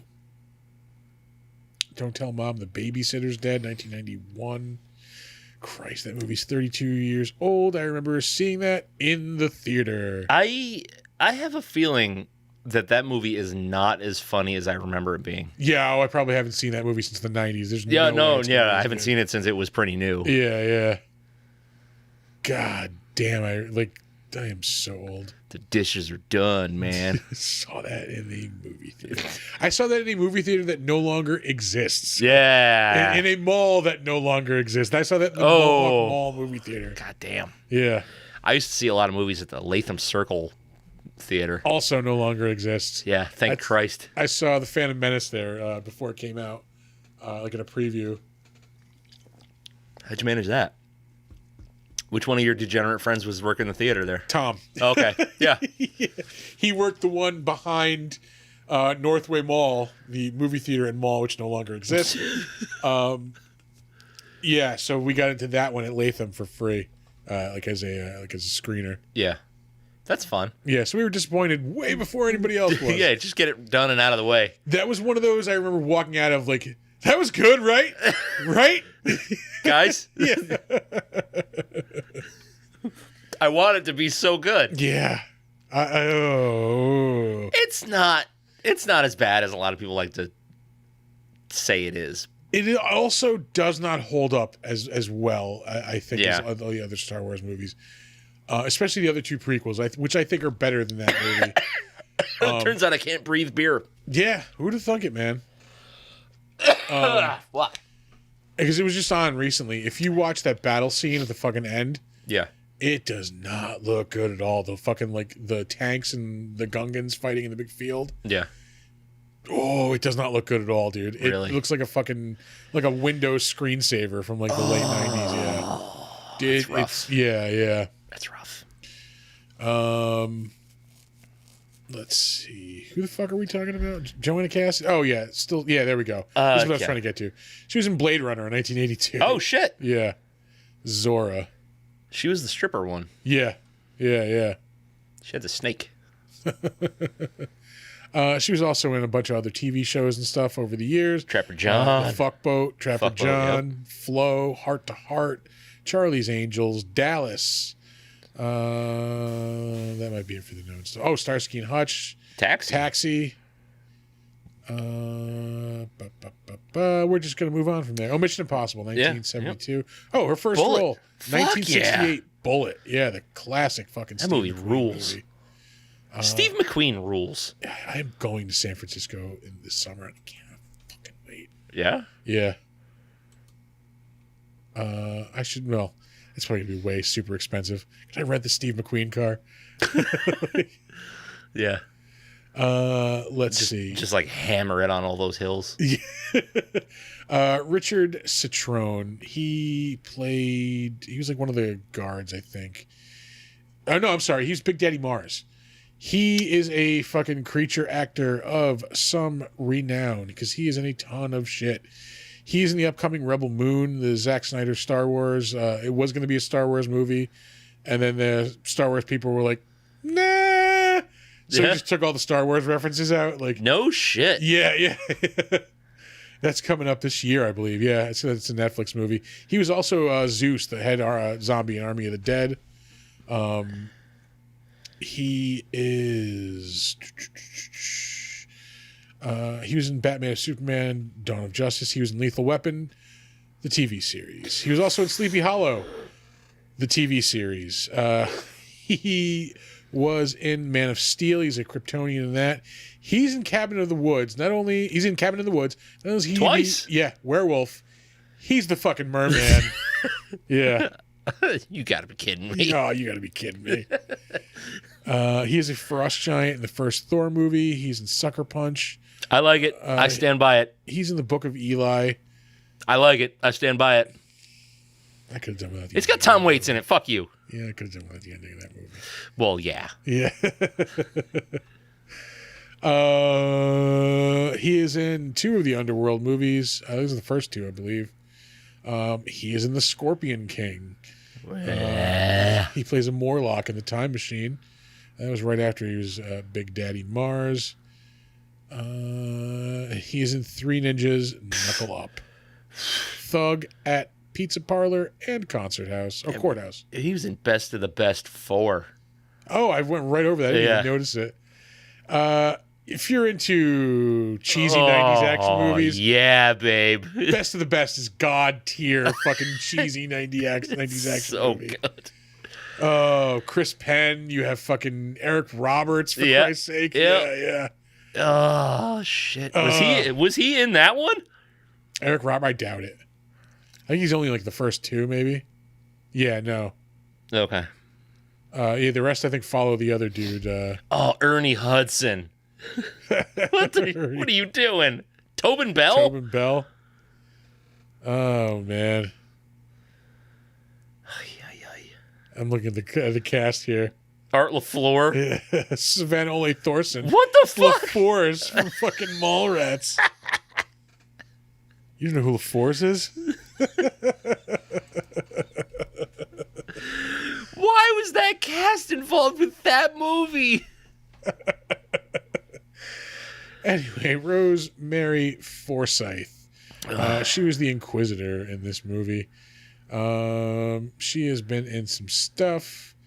Without a Trace, NYPD Blue, Monk, Ally McBeal, a lot of TV stuff, ER, Chicago. That is a lot of TV.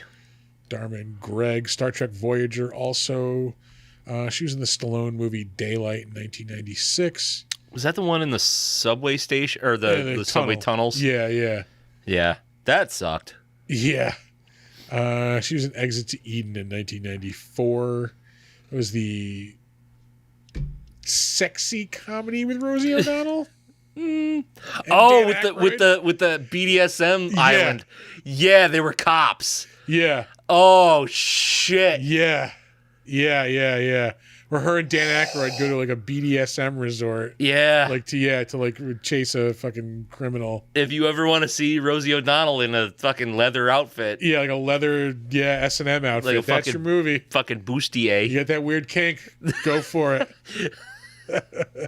Anyway, she was in 2 episodes of Murder, She Wrote, 1985 and 1991. She was also Mr. Belvedere for 3 episodes. Simon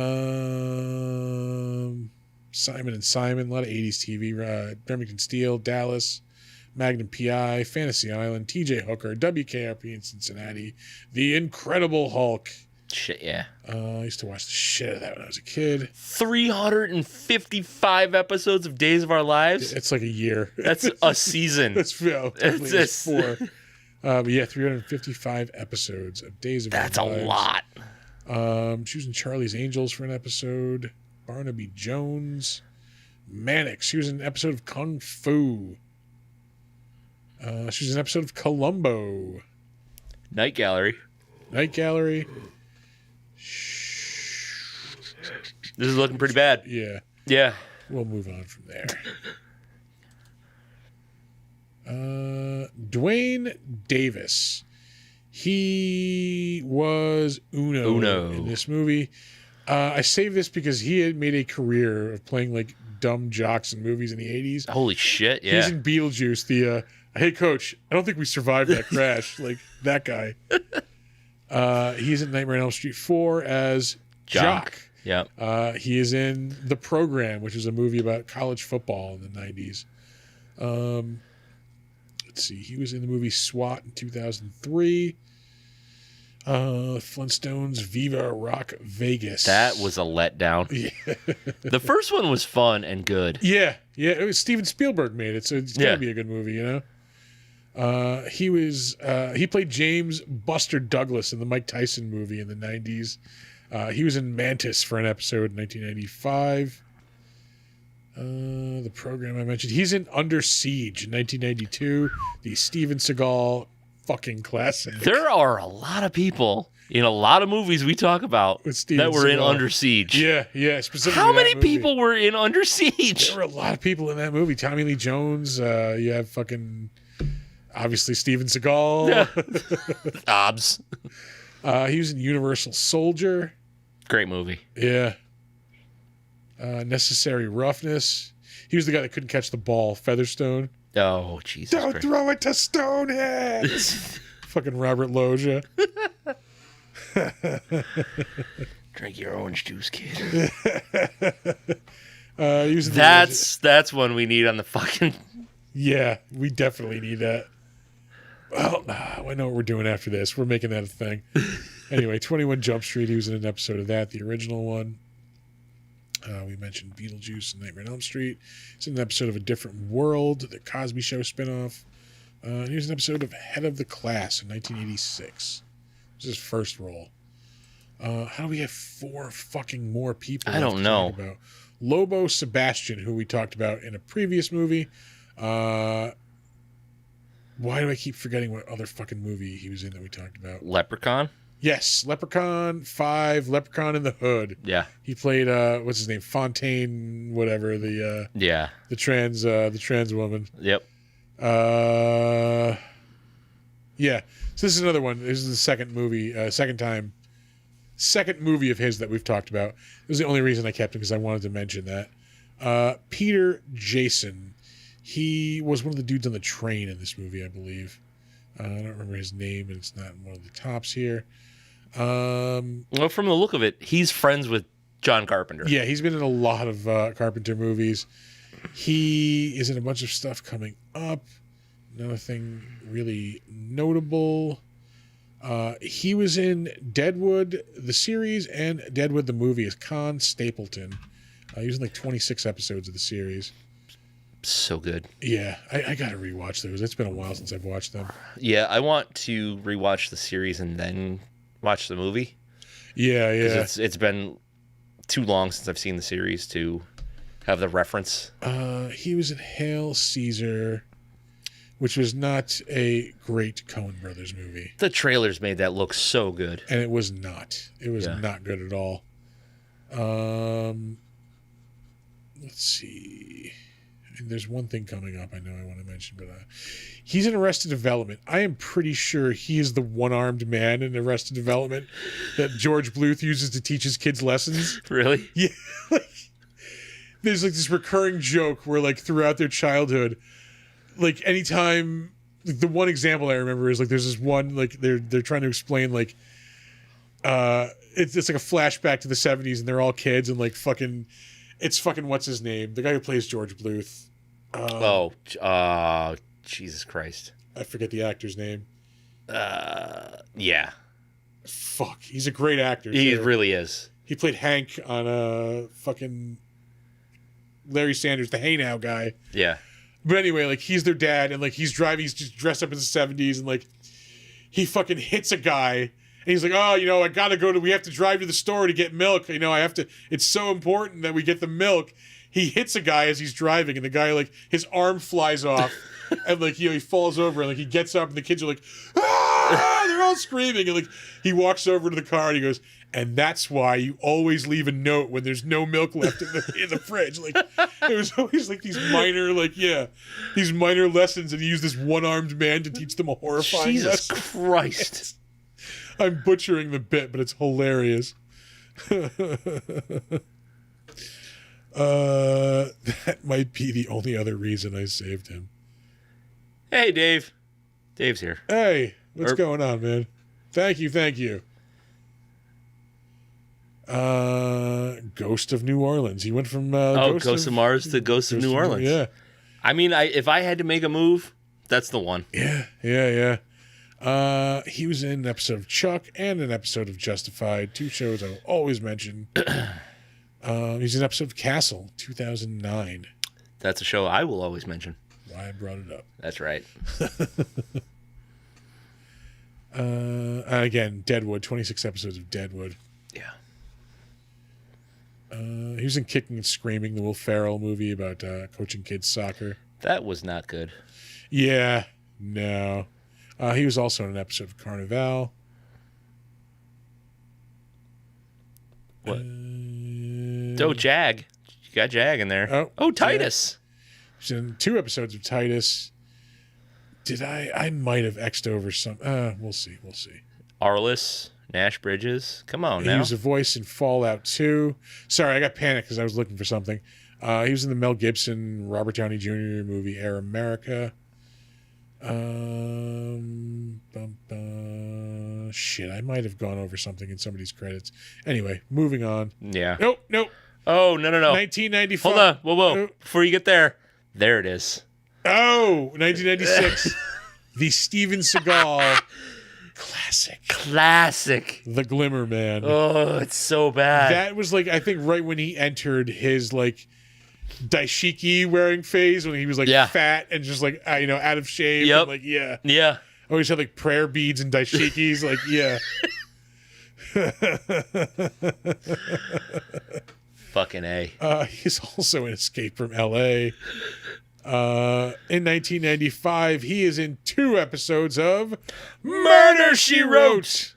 Murder, She Wrote has been away from this podcast for far too long. It has been. Yeah, it is all over the place. I think that's our 3rd mention of it, I believe. Tonight? Yeah. Yeah. There's at least one more. And that's the one I might have gone over too.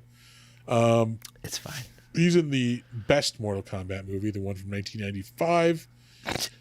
He is also in Congo in 1995. It's like the best Mortal Kombat movie. What the fuck does that even mean? That's a pretty low bar to clear. Yeah. Yeah. I mean... Cool, it's the biggest turd in the toilet. Yeah. Like, whatever. Mortal Kombat Annihilation is one of the worst movies ever made. So fucking bad. Yeah. Fun, but so bad. This dude had a big 1995. He's also in Village of the Damned in 1995.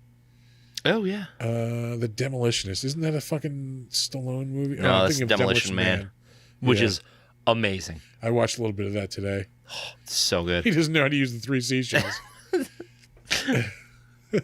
He is also Wouldn't either. in the Mouth of Madness in 1994. You see, I always thought like the seashells were like You scrape your ass with it. No, I always thought you'd like touch some kind of combination, and like there was some kind of like cleaning thing that would clean your ass. But no, I don't know. I think it's just supposed to be super ambiguous. Yeah, well, like I think they like explained at one point you're supposed to scrape with the seashells, but how is that better than? They never. No. They just go. He doesn't know how to use the 3 seashells. No, not in the movie. It was like one of the, like maybe the writers or something like recently in an article was like, well, you're supposed to. I'd say maybe like you take 2 of them and like pinch and pull, and then the third one is a scraper. But that's foul. Hey, how is that better than toilet paper? Like, it's not using paper. Yeah. Anyway, the debate rages on about the 3 seashells. So basically, what you're telling me is everybody in the future has stinky fingers. Everybody's using the same seashells to scrape their assholes out. Like, I don't want to use some shitty like seashell that somebody's using. I think that's how you get hepatitis. Yeah. Probably cholera too. I'm gonna say. How'd you get diphtheria? Yeah. There's one thing I learned from my urban planning class. It's never get cholera. Fucking A. Yeah. Actually, I was a minor in geography, so I learned that lesson over and over again. They hammered that one. Yeah, because you'll wind up shitting so you much. Will shit yourself to death is what you will do. You'll wind up shitting stuff that looks like rice, but it's actually your stomach coming out. Never get cholera, folks. Never get cholera. I think that's going in the words of wisdom. Yeah. Oh, that's hammered. That's burned into my brain. Never get cholera. Yeah. Anyway, he was in an episode of Married with Children. I want to see what episode. 'Tis time to smell the roses. That's some latter day Married with Children too. I remember when Al retires from the shoe store.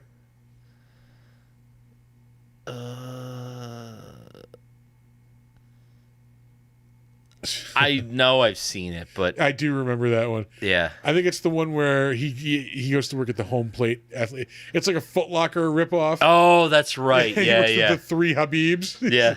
When I say Habib, I'll point to the one I want to talk to. And they're all names are Habib. I'm not just We're not racist. Yeah, the show was mildly racist. Yeah. Moving on, Robert Carradine shows up in this movie very briefly. Is he like of the Carradine? Yeah. Carradines? Yeah, he's Lewis from Revenge of the Nerds. He's the dude. He's one of the dudes who operates the train. Holy shit! Yeah, Lewis fucking Skolnick from Revenge of the Nerds. What he's most known from, probably. He's also in Escape from L.A., which I didn't realize. He's in Django Unchained, also, which I did not realize until I was doing the research for this. What the fuck? Yeah. Is there anything else like that surprised me that he was in? Sharktopus versus Pterodactyla. That doesn't surprise me. Oh, sorry, Terracuda. Yeah, Terracuda, which sounds like They did that after Django. Yeah. He was in Django Unchained, and then 2 years later was like, fuck it, I'll do Sharktopus versus Terracuda. How's your career going? Badly. Well, poorly.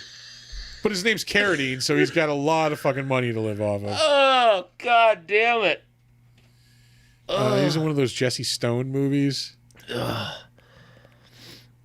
I'm gonna puke.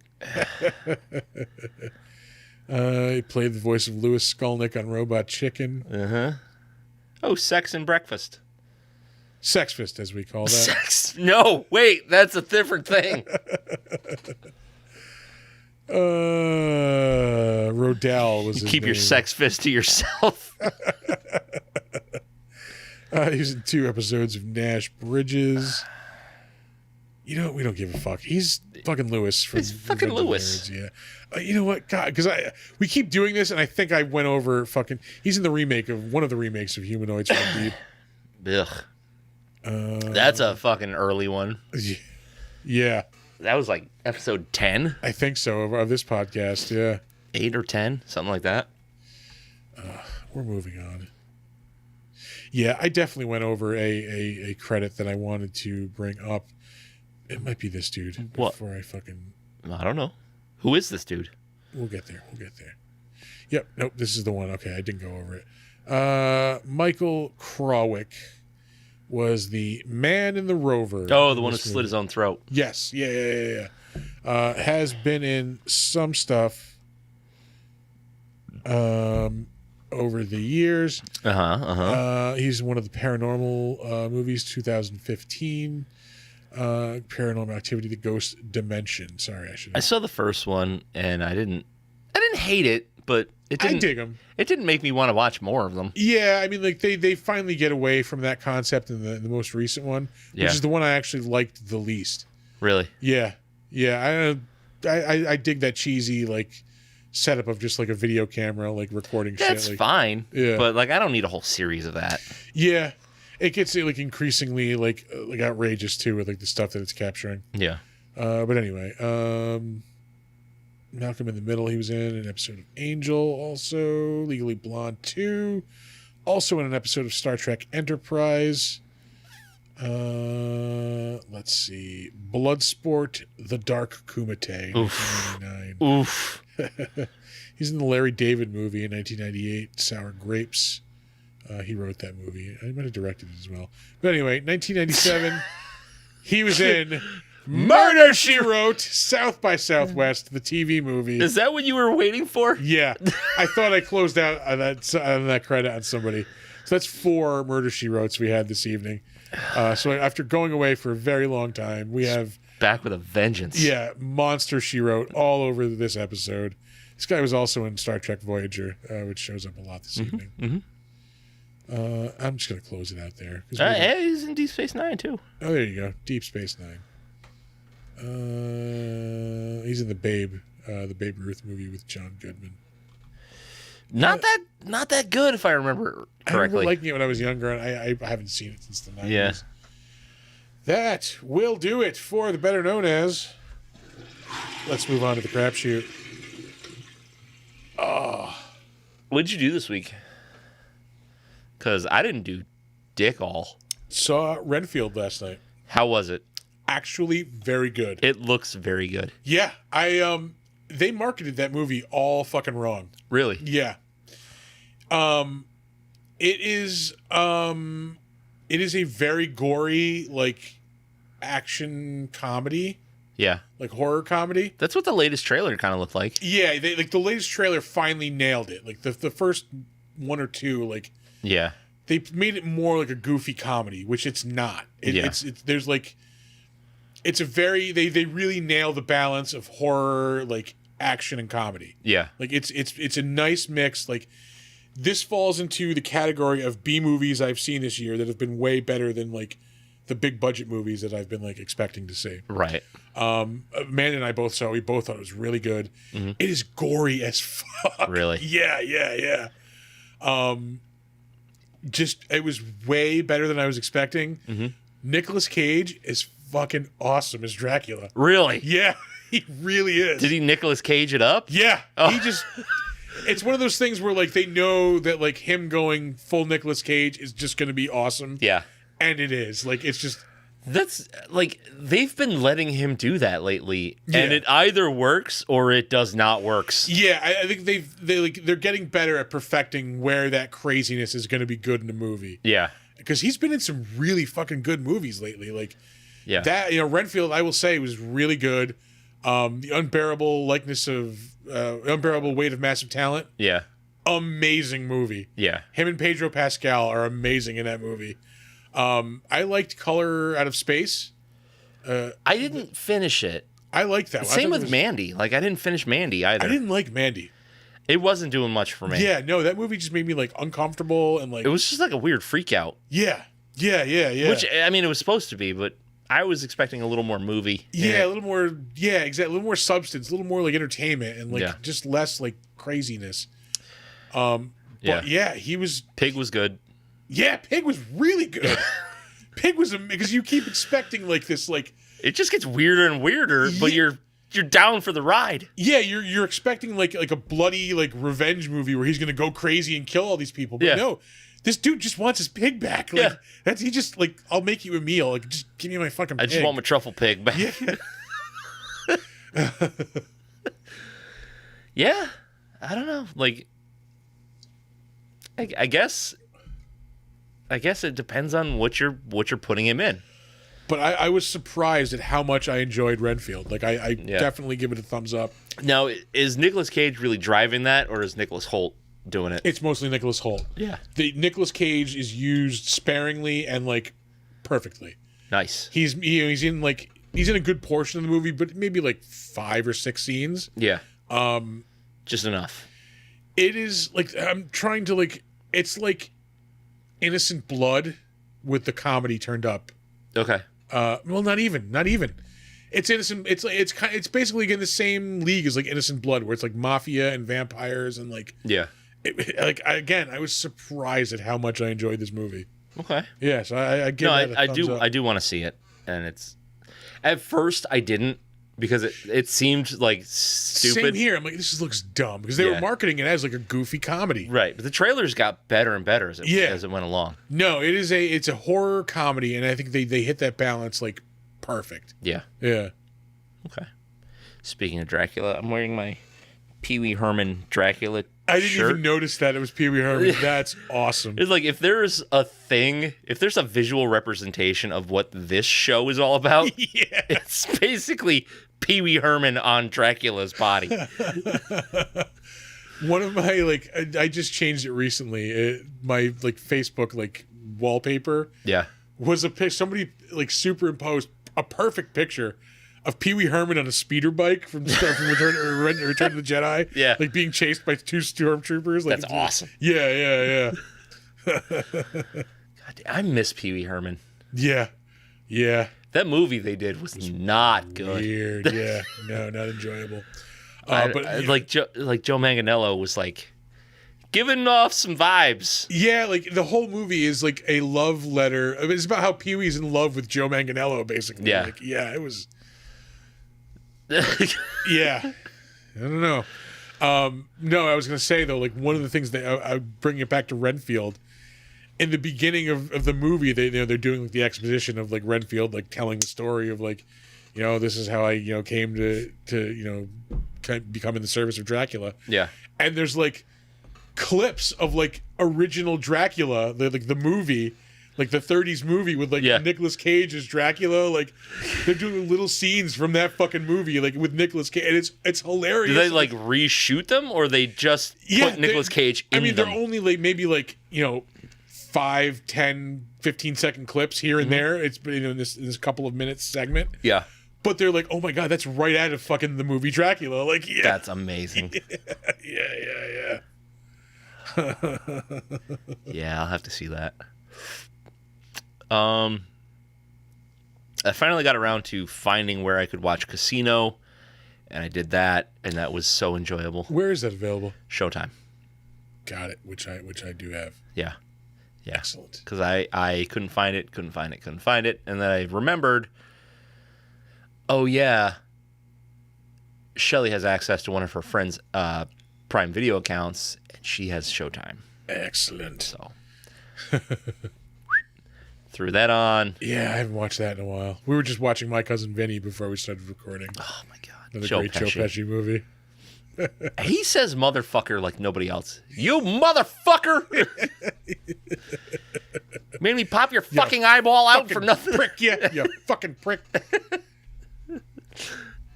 Charlie fucking M. Keep him here. Oh my god, it's so good. He played the same fucking character in all those movies, but I don't give a shit. He apparently owned the house next to my in-laws' house in fucking on the beach in the Jersey Shore. Oh really? For a while. I think it was what was that hurricane that hit down there? Hurricane Sandy, maybe? Around that era? I don't remember. There's been a lot. Yeah. But yeah, nice house. Fucking. Oh shit. Yeah. Did you ever hear his rap song? Unfortunately, I have. Yeah. Did you ever hear his crooner songs though? The whole album as My Cousin Vinny, like doing songs. Oh, really? Yeah. I didn't know that, but like before he was an actor, he was a singer. Yeah. So he did like legitimate music. He was kind of famous. Yeah. It wasn't bad. It wasn't bad. But no, his rap music is about as on par as like Macho Man's rap music. Oh, yeah. Bring that little gem back. Yeah. Be a man, Hogan. Be a man. What else did I? Oh, you know what I watched recently that I can't believe I slept on this movie. What's that? The Mist. Oh no, yeah, The Mist. The Mist. The one with Tom Jane, where it's the in the supermarket. Yeah. It was pretty fucking good. That's a fucking great movie. Yep. You know what happened was I saw it like when it first. I didn't see it when it first came out. I saw the very end. Oh yeah. So yeah, like I knew what happened at the end. Like if I didn't know that, my mind would have been blown by this movie. Yeah. No, it was surprisingly good. Yeah. No, I was surprised that I was like, fuck, why did I wait so long to watch this movie? It was really good. Yeah. I almost started watching was it Storm of the Century again? Oh, okay. Yeah. The Stephen King TV miniseries, which is really, really fucking good, but it's such a time sink. Oh, yeah. I mean, because it's a TV miniseries. Yeah. It's so fucking good. Did you ever watch it? Get around to it. What's it about? Obviously a storm. So there's this guy that winds up going to this village or the city, or it's like a small town. And I, if I'm remembering correctly, Maine of all places. Yeah, go figure. A Stephen King story set in Maine? No way. But there's this guy, he shows up and like all this crazy shit starts happening. There's this storm coming in and like the whole town goes on like lockdown and it's all this like crazy shit. Like the people start kind of going crazy a little bit. All right. It's really good. It ties in a lot of like Dark Tower stuff too. All right. Which is fucking nice. I was just remember like when we would get the Stephen King miniseries like every year or two from like ABC. Yeah. They haven't done that in a very long time. Yeah, it's because nobody watches television anymore. Yeah. Now he does things for Netflix. Yeah. Like Gerald's Game. Which was pretty good. That was a fucking fucking dark. Gnarly fucking movie, yeah. Like, what the fuck am I watching? Yeah. Speaking of Netflix, I learned two things this week. Just two? Well, they recently announced that they were going to do an adaptation of Something's Killing the Children. Yes. Which, fuck yes, amazing. I thought it was going to be animated.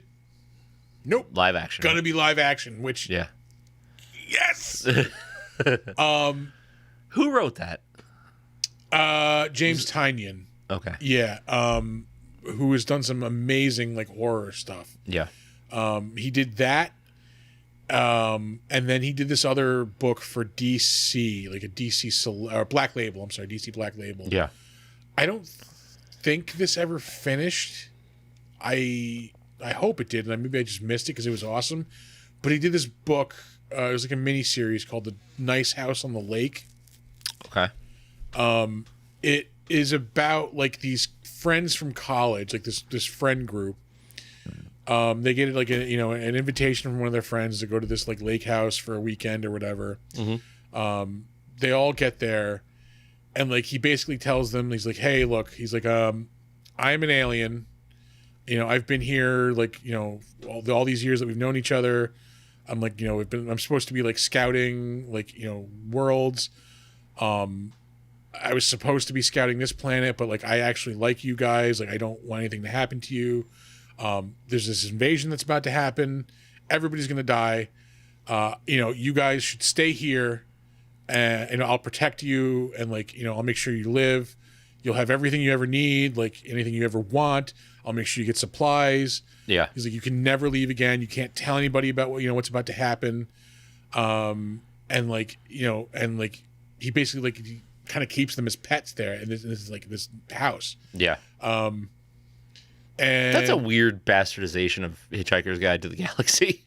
a little bit, yeah. And like they all kind of like doubt him, and like they start like seeing like the news and shit where like people are just fucking like immolating, like they're just lighting on. They don't know what's causing it. People are just like lighting on fire, and like everybody has died. Like the entire world is just going up in flames, and everyone's dying, and fucking. It's fucking intense, and it's crazy, and like it never finished, and like I know I kind of want to. I hope they do that next. That would be amazing. Yeah, if they do that.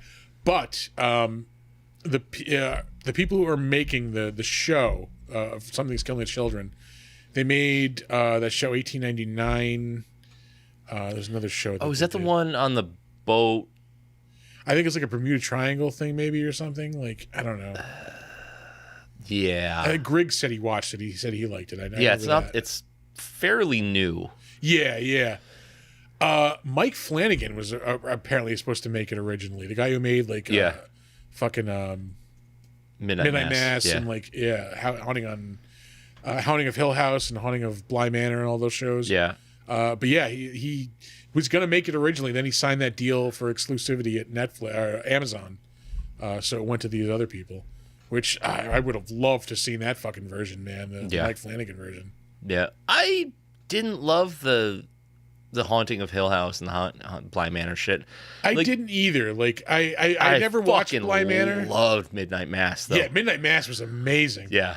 And like Midnight Club, I wasn't a big like. Me and Amanda didn't even finish it. Oh really? Yeah, like it started off okay. It's like a young adult kind of thing, isn't it? Yeah. It's about these like kids. They all have like terminal diseases basically, and there's like this house that they all go to. It's like a hospice where they all just like basically go to wait to die. It's chipper. Yeah, real uplifting. And then like they sneak out every night and like they tell like horror stories and like it's basically what the premise of the show is, and like it's just so it's Are You Afraid of the Dark, hospice edition. Kind of, yeah. It was just I don't know. It didn't suck me in like fucking Midnight Mass did. Yeah, that was just awesome. Do you think it's because it was like anthology style? I think it was because it was young adult. Yeah, I think it's just That's why I didn't love Lock and Key. Yeah. Like, obviously, I love the premise and the quality of the show is good, but it was. Sorry, I'm just looking at our timer. We're doing this almost 2 hours. Shit. Yeah. But I don't know. Like, it didn't feel like it was targeted to me. Yeah, like this isn't for me. I don't. Yeah. Which is a bummer because it was. Yeah, it was really, really well made. I started watching Haunting of Hill House. I'm like, I don't. I didn't care. Yeah, I didn't care. I didn't even watch Bly Manor, but I heard it. I heard it's good. Like I heard Hill House gets better. Yeah. I don't want to watch a show that gets better. I want to watch a show that's good. Yeah, that grabs me from the start. Yeah, that's it. It's like it's not hard to. No, let me rephrase that. It's imperative that it's good from the start. Yeah. It's not hard to make a good show. No, it is. It's really very hard. It's very fucking hard. I don't know. Yeah, I haven't really played any video games this week. I'm still playing Snap, man.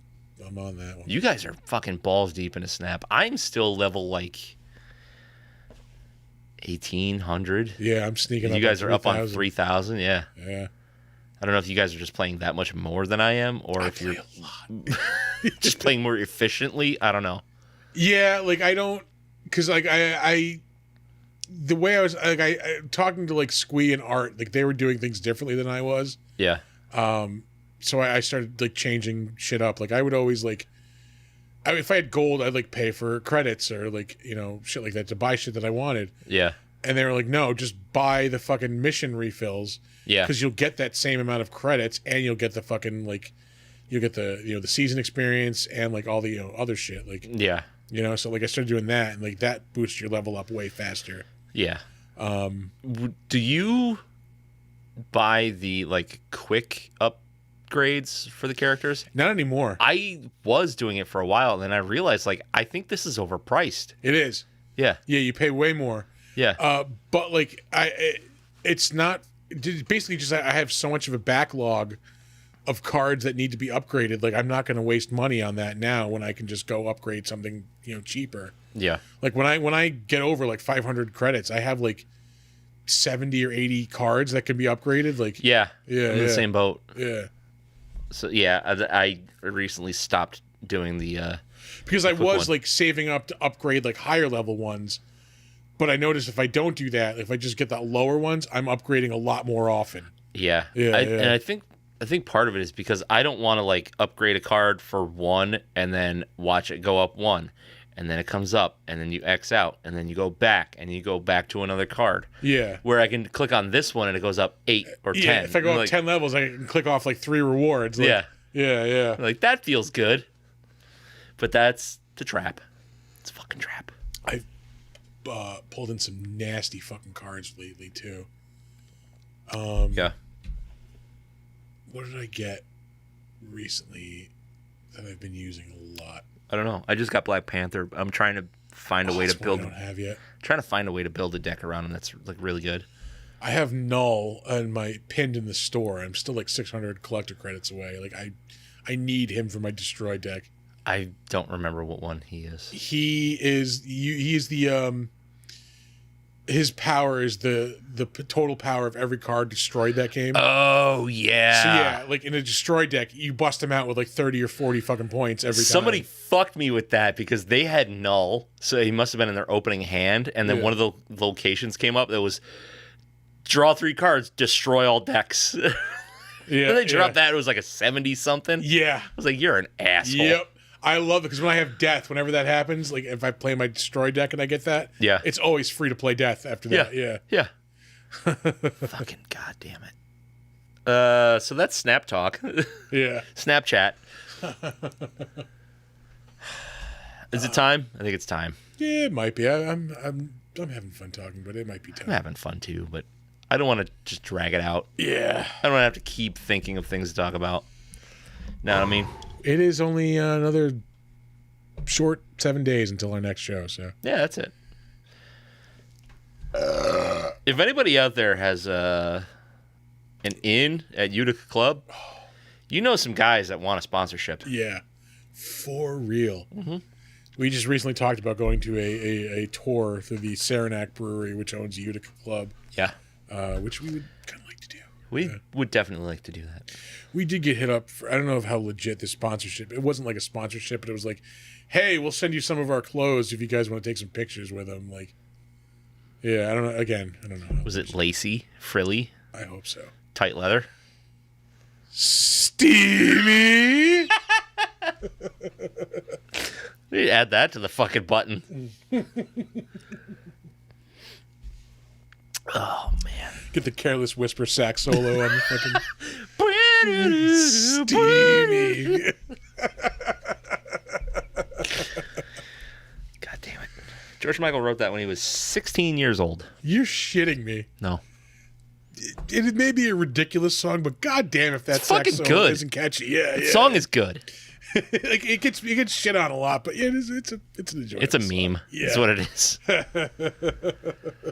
God damn it. Okay, we're going to get the fuck out of here. Yeah. I've just finished up my third beverage, so yeah, it's It's time. time. Don't get sloppy. All right. Fucking professional. Yeah, sure. Whatever that means. So, our website is www.bigdumbmonsterspodcast.com or www.bigdumbmonsters.com. Email if you guys want to send us anything.